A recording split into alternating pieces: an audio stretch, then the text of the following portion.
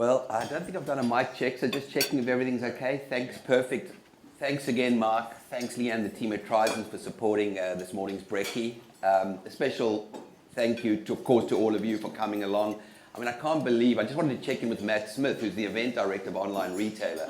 This show commenced, was it 2008 or 2009, Matt? Help me out. I think Matt's not a runner, but some of you might have been there. And of course, just as importantly, Nora has partnered with Online Retailer as the association partner for this event since our inception in 2013. So thanks to you all and to the team at OR and Nora, of course to our esteemed panelists today. Thanks so much for joining us. I just wanted to say, setting the scene, this is a lovely icebreaker or ribbon cutter for this event. So instead of just walking in kind of cold, to the event floor and to the keynotes. I think it's fantastic that we have this catch up. Get to have a coffee with each other, get to have a good old-fashioned chat and gossip about the industry and where we're all headed, and tease out some very valuable insights. Interactive, of course. There will be a roving mic quite quickly. I like to hand over the mic reasonably quickly to the audience, not just because I'm lazy, but because I think some of the big gems come from there. Now, a little bit of my OCDC, is it ACDC or OCD, is the new era of retention and loyalty. I think you break, a topic down. I guess new generational change. We'll talk about, Gen Z and all that's happening there. This new retail milieu, I think we all agree, is kind of tough. The consensus is we're doing more with less. And then, of course, the whole concept that retention is now the key game. Acquisition has got more and more expensive. So we're turning our focus to keeping what we've got. And then similarly to that, loyalty, giving customers a reason to shop us and keep coming back. And I'll probably kick off with you from the wonderful Adore Beauty. There's some absolutely brilliant brands being represented. Opening thoughts. Wow. It's always going to be broad with me. Look, I mean, in this environment, no matter if your business is doing wonderfully, but you're hearing how the game is on, or you're in a business where things are getting challenging, I think it's really easy to turn your focus towards the common drivers of our business, the stuff that's on share for your traffic, your conversion, all that sort of stuff. But in reality, when in this environment, it's time to focus on your customer. I don't want to sound trite, and that means listening to your customer, making sure you're piping their verbatim comments to your team, to yourself, and looking at your customer metrics as a starting point, not just the day-to-day conversion ups and ebbs and flows, because essentially there's competition for the customer. It's not competition for the revenue. And that's my starting point in this kind of environment, not necessarily from Adore, but in this environment over the last 20 years through the ups and downs. It's a good jump point. And of course, if I could just say from a housekeeping perspective, all three of our retailers here are from listed organizations. So two things come up for me. One is we can check out your numbers. So this is in the public market. And then number two, some of the questions we might not be able to respond with hard numbers because of continuous disclosure rules and regs. But, I think that I just wanted to qualify that.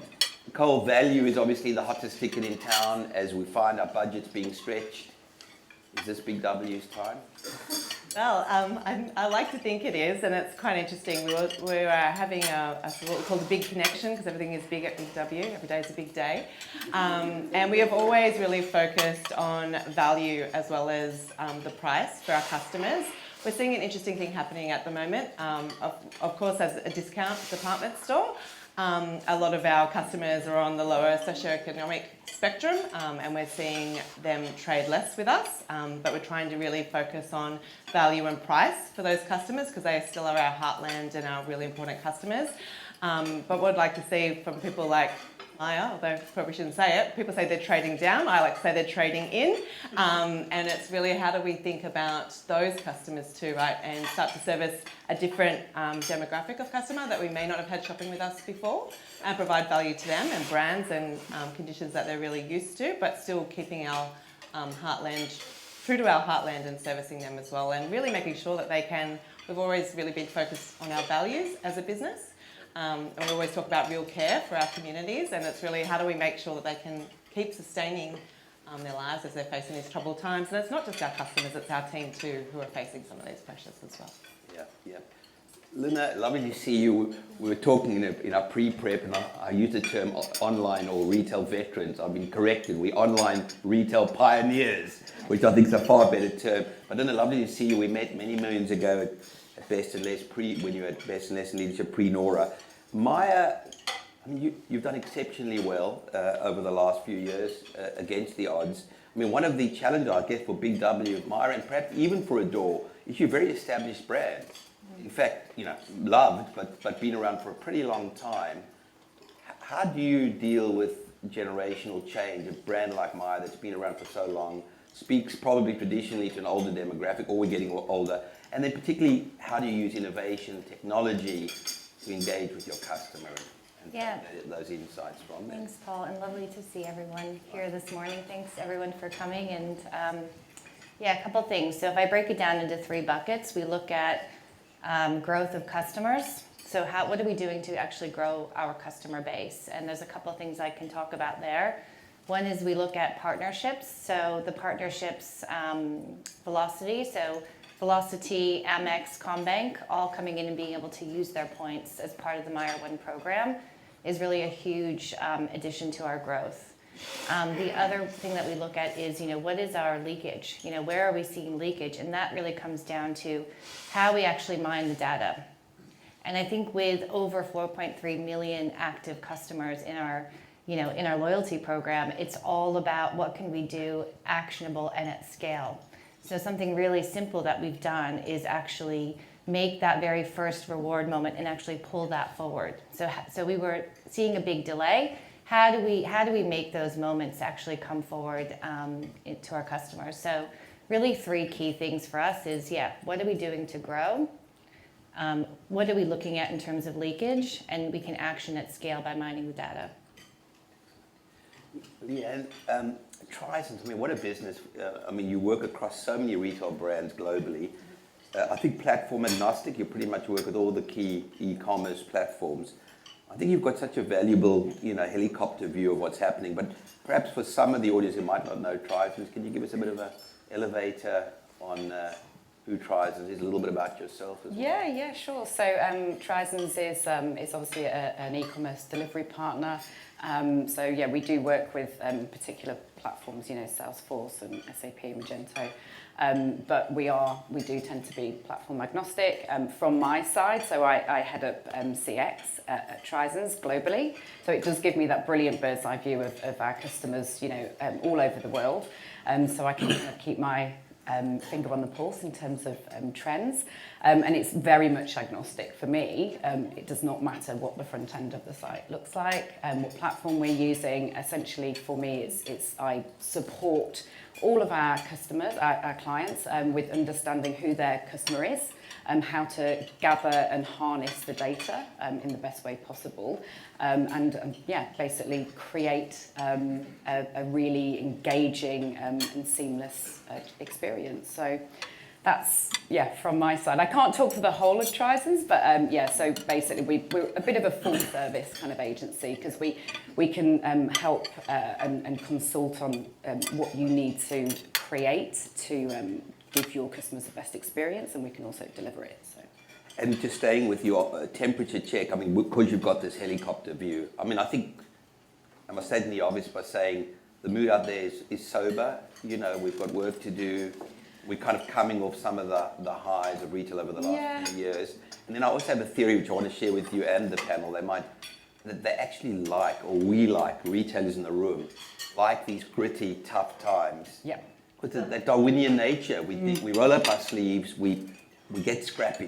Yeah. Is that fair enough? I would say so. I'd say in terms of the atmosphere being sober, I actually am seeing it, the market's quite optimistic in terms of, it is optimistic in terms of this is an opportunity to, address things that probably wouldn't have been addressed in the craziness of the pandemic. Everything was very reactive. There was a big focus on conversion, and now it's a time to reset and step back and really understand who their customers are and how we can kind of move forward and pivot the experience. And so maybe that's me because I'm just very optimistic, always looking for the opportunity. I think We all love the optimism bias. I declare it. I mean, we have to. But, I mean, Dan, Adore Beauty, I mean, what a brand. I mean, you've been in the industry a long time. What's the mood like? I mean, you've been through a lot. You've been through leadership change. You're obviously in pure play, which is getting a little bit of, well, it's not new, that, you know, it can be profitless prosperity, which is a challenge. We need to find harder pathways to profitability. What's your sense of it, and how are you using technology and innovation? Look, I think first of all, to answer the first point you made, in this environment, when the newspaper or when media is reporting about challenging environments, and there's probably different experiences in this room, I think that is a time when the e-commerce industry comes together. It's amazing. I also am a board advisor for a company called NextBuy, which basically shares referrals between companies. And I think 5 years ago, that sort of proposition to I'll refer you my customers, you refer yours, that just wouldn't have floated.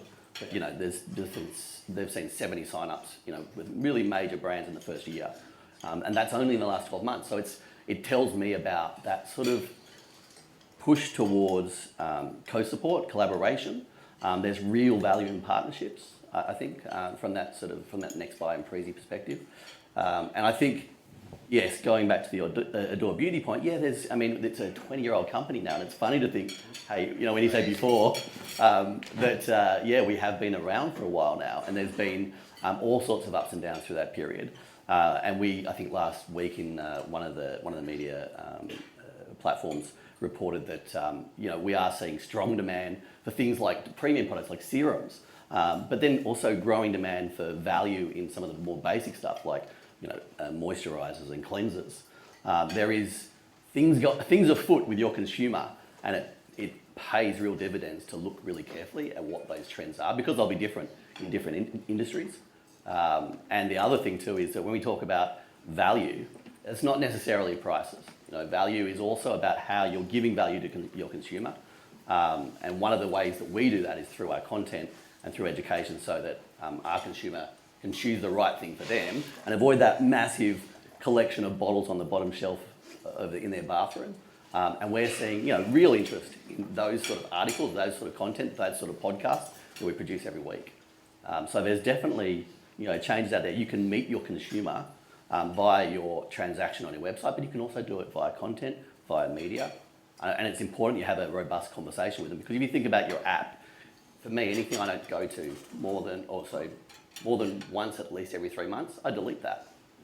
So if your product purchase cycle is 3 months or more, then you need to work out ways you're going to engage with your customer more than just a purchase.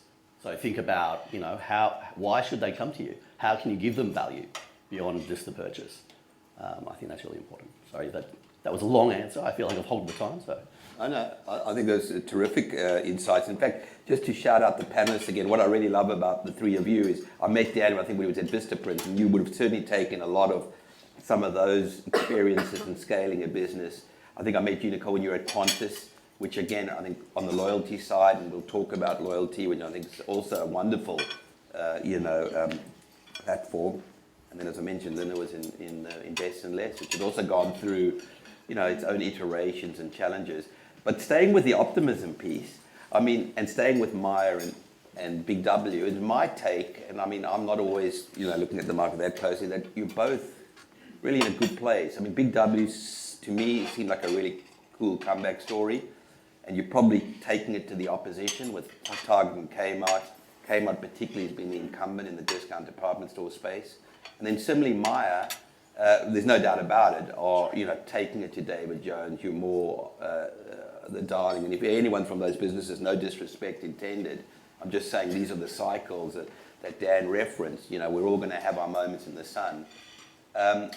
If I'm correct, and let's start with you, Nicole, what are you doing differently from the competitors that gives you those things? And same to you, Lynn, if you can pick that up as well. Yeah, for sure.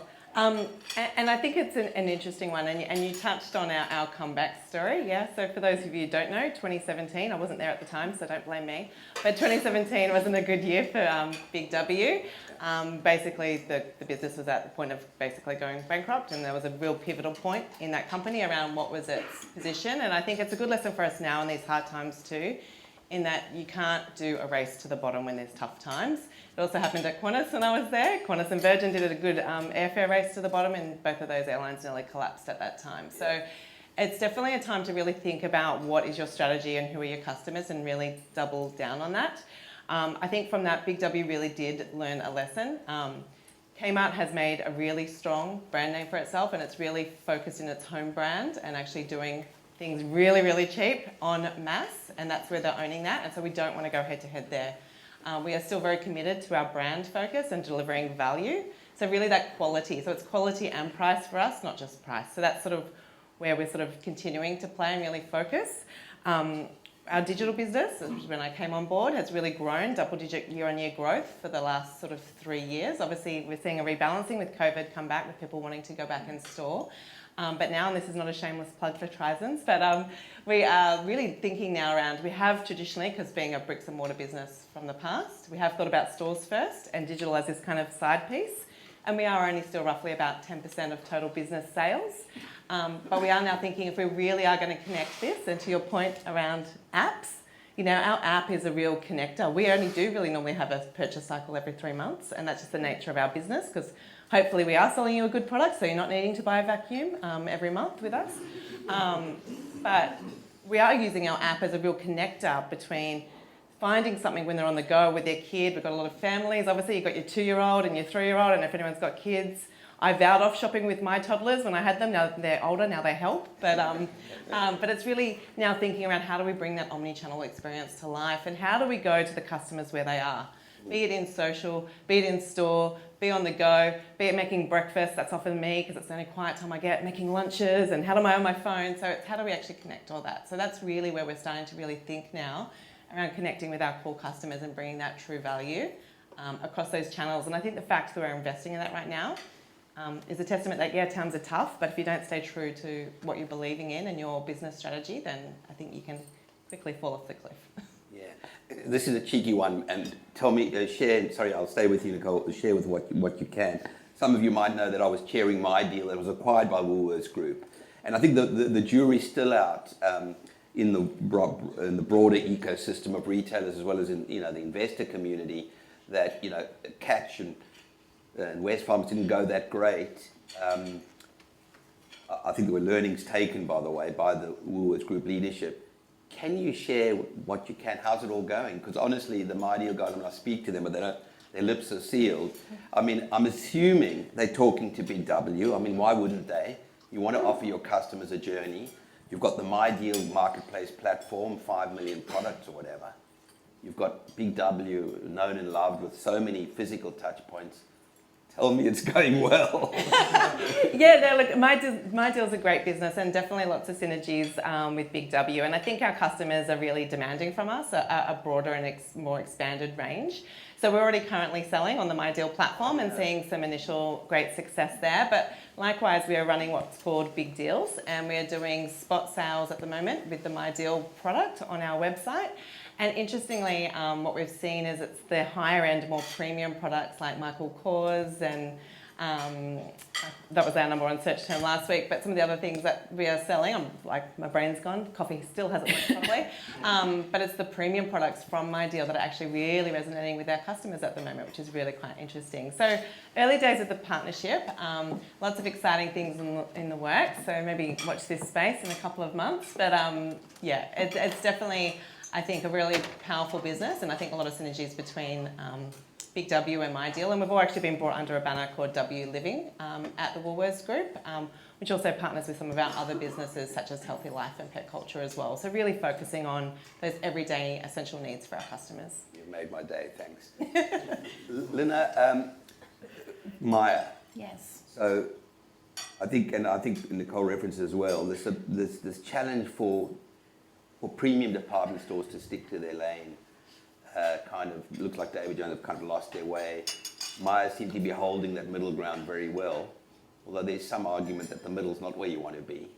Well, your results are terrific. So you talk a little bit about that strategy of, again, who's your customer? Again, I'm a little bit obsessed with this generational change in Gen Z. Yes. Yeah, so we've got a fantastic strategy at Meijer, and it's no secret. You know, you can jump online and read it. It's called the Customer First Plan, and everything that we're doing about Meijer is to, you know, satisfy our customers. So a couple things there. You know, we talk about fundamentals a lot and doing the basics brilliantly, which really resonates with me. And resonates with the team. So number one is a focus on the fundamentals and doing the basics brilliantly. It's part of our everyday language and everyday conversation.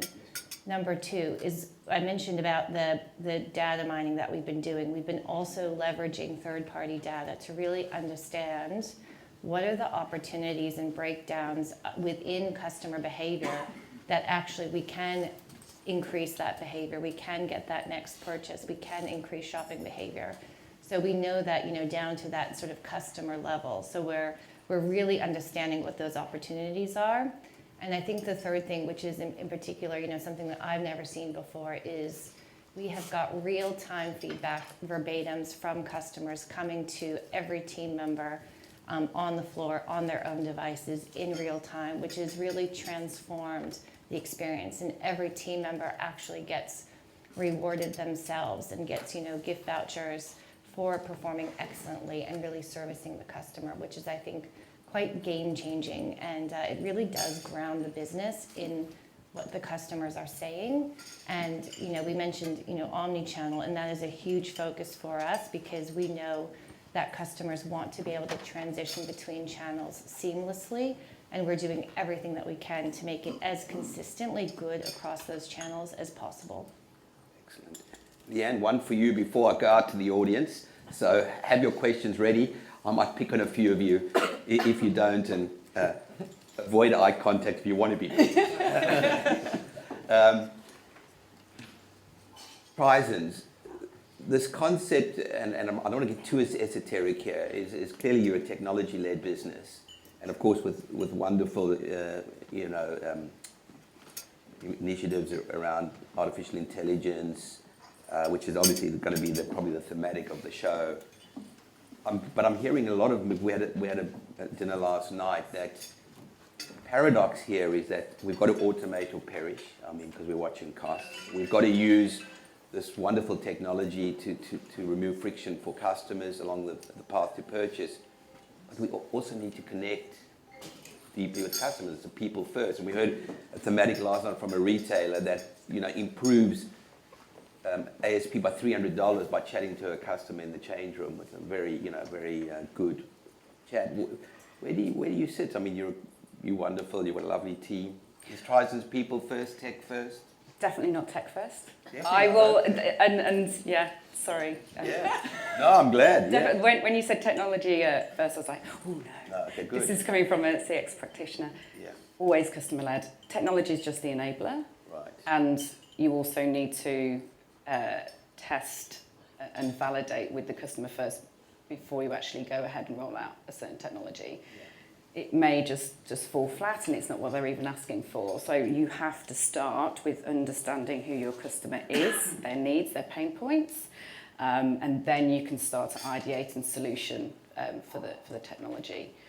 Sorry, what was the second part of your question? I was because I just got thrown by the technology. No, lovely, and I'm glad you clarified that. And I think I kind of knew what your answer was going to be. But is there a sense, particularly in these times that are uncertain, difficult, that there's a flight to connection, to authentic connection with your shopper, whether it's digital, in-store? Yeah, as in there's challenges with actually building and fostering that. Well, of course, with retention being the key ball game. Yeah. Connect with me, talk to me, hear me. Yeah. So in terms of, obviously you're seeing a lot of technologies being introduced in the customer service space to scale, and obviously we've got, you know, on the retailer side, they often have lean teams, so we have to have some sort of technology that can help scale. But it's a very fine balance because yes, you do need that personal connection with the customer. They demand that. So it's all about using technology in a really innovative way to help scale. So self-serve, look at things that you can do on your site that will, in the first instance, answer their question and support them. But obviously, so you need to always supplement it with that personal experience. So, having a team of experts, they know everything about your product range, and that goes a very, very long way. So it's that balance between human support and connection and then, technology to at least scale as far as possible. Yeah. I guess the holy grail is freeing up some of that mundane work that's not that meaningful to Yeah, allow your exactly. associates to really go deep. Yeah, and that's like the role of Customers get it. AI at the moment. It's just like everyone's, oh my god, AI. No, it's not. It's not going to replace human support and connection, but it's about using it in a very innovative way. So it's that foundation, and then obviously you can build on that. Got it. I've got one quick question, and it's probably for Katie Derritt from Nora. What time does the panel end? Because I could go all day. I can talk underwater. You have about another 10, Paul. Another 10, so mingy. We're just warming up. Let's keep rolling. It's warming up. Questions, please. Shoot. And if you don't have a question, I do want to go back to loyalty. And Nicole, I'm probably going to give you first bite because, everyday reward is the Godzilla of loyalty. And I want to hear what Dan's doing on the loyalty program front, and certainly Linda's spoken a bit about the programs. But let's park that one and let's hear from the audience in the interest of time. Thanks. Hey, Brian. We're going to bring a roving mic, and then... Yeah, no. The Frank Sinatra of retail. What a great panel. It's really interesting because we're talking about technology and we're talking about traditional retail as well. The third element coming downstream is media. And if we think about media content, if we think about the Amazonian model of Prime, the Walmart connection, the Kmart Disney relationship, is there a play there for established retailers like Myer, like Big W? Please. Thank you. Thanks, Brian. Whoever wants to pick it up. Yeah, interested to... so we've been doing media now for about 3 or 4 years. And I don't say that as a humble boast. It's because we started doing it via social. And just the sheer engagement of our customers and our audience, so not just our customers, but our audience as well, was just really, really interesting to us because it was both immediate feedback for us to help tune what we were saying, how we were saying it, and be more authentic. You've got to think, when we talked about Gen Z, you've got to think that is a generation that demands authenticity, and it demands it from their brands as well. So and that's how they know trust as well. So when I look at our media, our podcast is ranked 1 to 3 in Apple podcast charts regularly for health and beauty. And some of the biggest engagement when I'm watching second by second, when people are dropping off, is when we talk about bum hair. Or anything that is not what you'd think a beauty retailer would do. And that's because if you think about your friendships, when you talk about stuff that is not, for public, open conversation, or when you can trust somebody, then you open up to them. And so brands, you need to kind of open up and be honest with your consumer.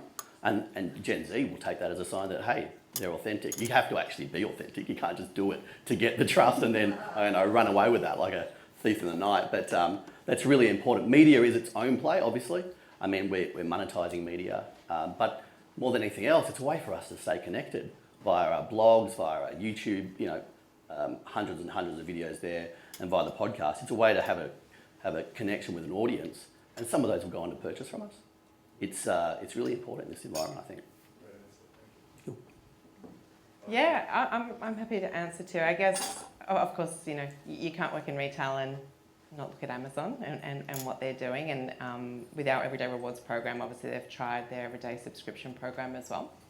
I think one of the things we talk about a lot at Big W though is, yes, we definitely look not just to our competitor set, but to all people in the industry around what's working, what's not working. But we also need to try to stay true to our brand. And at the heart of it, we are a discount department store. So, we had some of these great conversations with Tryzens too, with virtual try-on rooms and all this type of stuff. And we're like, yeah, is it great? And does it work? Yeah, it works. It's not going to work for our brand because that's not where our heartland is, and we'll end up over-investing. So it is something we have dabbled in. We don't actually get, interestingly, when we created some content, we don't get a lot of traction and engagement with some of those things, but More bum hand. I've taken the note, although I won't get into the scandal that was in the press with Big W yesterday. It was along some of those hot topic lines. So yeah, it's probably not something that we're looking at in the short to near term, but yeah, it's definitely something we keep our eyes on. Yeah, and I would probably just say that, what I can say about what we're doing at Myer is looking at, where is the growth and where is the value that we can deliver to customers as the number one priority. Yeah. Can I just quickly stay with, both of you, this whole kind of earn and burn point. So certainly everyday rewards. I mean, I think now, for example, I'm sorry to give my deal a shout out, you can earn points on my deal. Obviously, that's pretty intuitive. When can I burn points? So in other words, that intersection for customers of earning points and being able to use them. And I think I'd have to argue Myer probably does it very successfully. Yes. I find it's a great place to soak up points and get. People love their points. I love points. I think it's just, and that's what I mentioned before is, us being able to, and if we talk about this sort of younger generation, we know that they want the immediacy of the rewards, and this is why we pulled down that threshold. Being able to make that reward moment happen for our younger customers as well as across all of our demographics. And I think, the other thing is just the influx of, being able to use your other loyalty rewards, which I mentioned, velocity, and actually being able to, convert those rewards into Myer. It's brilliant. It is brilliant. Mm. Perhaps we've got time for one more. Unfortunately, time is a tyrant. Yeah. And please chat to the our panelists afterwards and on the way down to the expo and theatre. Thanks, Paul. So all of you guys have mentioned all these actionable insights that you've made in response to feedback and how important it is. What mechanisms and channels are you using that are providing this quality and meaningful feedback for you? Well, I can start with in that. terms of customer feedback, sorry. So I mentioned before that, we've got our verbatims from customers coming directly to the team themselves, right? So that's been an incredible journey, I think, for Myer to go from, what used to be, reams of paper and, physical, verbatims to actually the immediacy of actually being able to see and then rewarding team members, for providing that excellent service. That's what we're doing on that space. Yeah, outside of all the traditional, voice of customer type feedback things, so going on to social blogs, oh my gosh, Facebook, Big W Mums, if you ever want to go down a rabbit hole, you're welcome. But for us, actually going to store, because if you think about the people that talk to you are people that are either really happy or really sad all the time. So going out to store, we really encourage our teams to go out to store. We actually all go to stores and be a part of that process at least once a year. And hearing customers and seeing what they're doing and actually participating is a really great way. And also sitting on calls. Nothing like listening to our customers on those calls and their frustrations. And I guess for me, I know we're running out of time, but to me, that's one of the real things around those moments of truth and how do you connect with customers. We all focus a lot on the happy path, but it's when something goes wrong and you really need that help. That's when I think people are either going to remember your brand or go, you know what, I'm never ever buying with them again. And unfortunately, I've had more of those secondary experiences with different brands than the first. And so for me, it's unpacking those things, like why they're calling in the first place, why they're frustrated. And our customers are very unique too in that they will actually, which probably says a lot about my digital platform that I'll have to go away and work on, but they actually call our stores just to ask them if they really do have that Barbie doll with the pink dress on the shelf before they come to store. So it's just really unpacking that. So that's what we're doing. So I think when it comes to customer feedback, for the marketers out there, I think about reach and impact, and in terms of reach and impact into your team. So what channels are your team using the most, and what do they react or care about the most? In our business, Slack is really prevalent, and so that customer feedback goes directly into Slack, and it's accessible by everyone.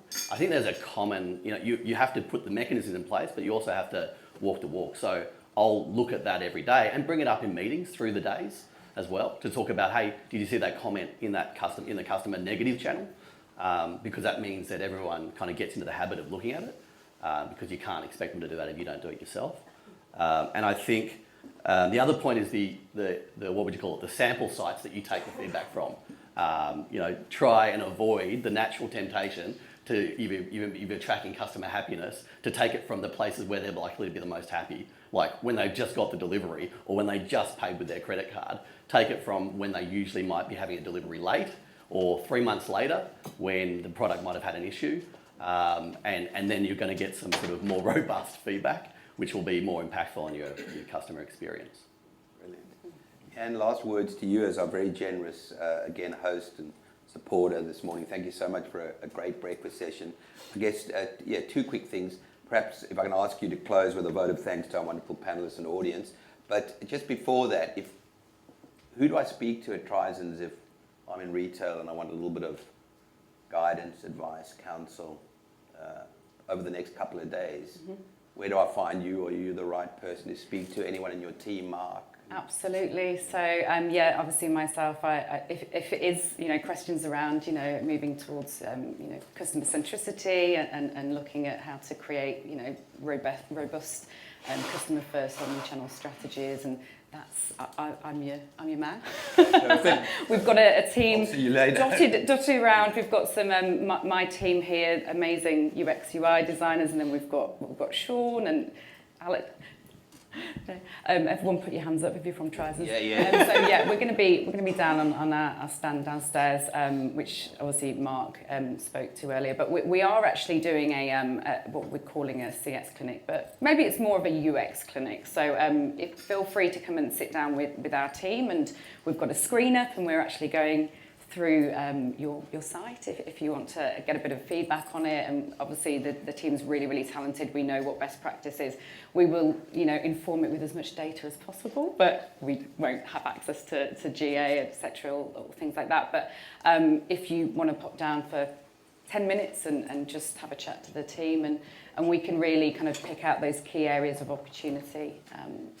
We can catch some of that optimism bias, I must say. Yes, exactly. Yeah. And after the panel than before, you just kind of wake up and you think, oh, things are tough, but actually I'm feeling. Yeah, and I was just when you guys were talking about not focusing on the happy moments and actually focusing on the pain points. That is something that I always do, because that's where the areas of opportunity are. If you always focus, we're doing this really well, how are you going to grow? I think that's very powerful. It's in these moments of, I guess, rupture or change that we grow. Yeah. Vote of thanks. Over to you. Thanks again. Thank you.